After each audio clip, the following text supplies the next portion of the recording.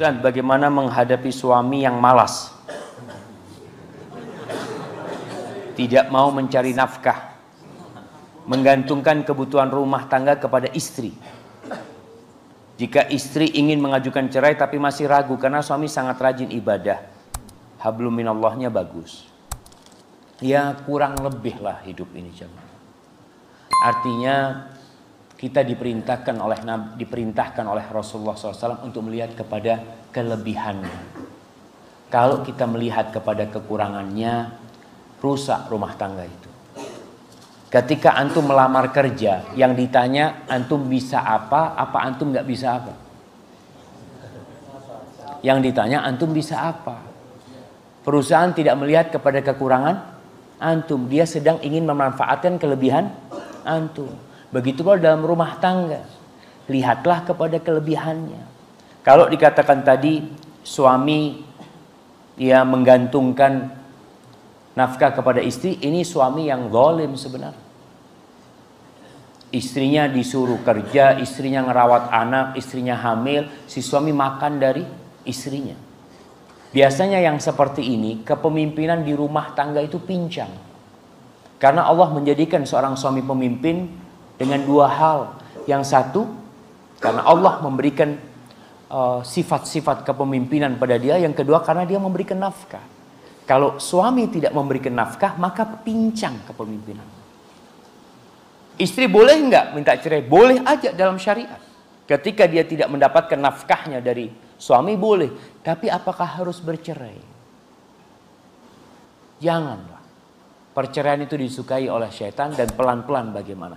Kenapa istri bergantung kenapa suami bergantung sama istri? Karena anti kerja.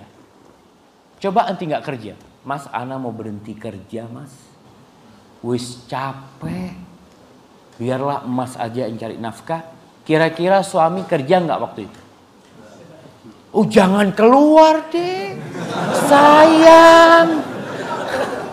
Itu suami yang baru. Tapi kalau memang ada suami, anak kedatangan seorang suami yang mengatakan, Ustadz, dia benar mengatakan, Ustadz, anak ini udah berusaha gagal, Ustadz, ini gagal. Sampai anak malu sama istri anak, Ustadz. Gimana anak makan dari istri anak? Anak katakan yang antum dapat dari istri antum sodako.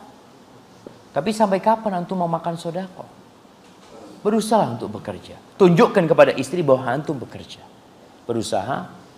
Dan seorang istri harus siap menghadapi yang seperti ini. Apalagi cuma masalah nafkah ya. Kalau suaminya hablum minallahnya baik, mudah-mudahan anak-anak bisa mencontoh bapaknya dari sisi ibadahnya sambil dimotivasi untuk bekerja.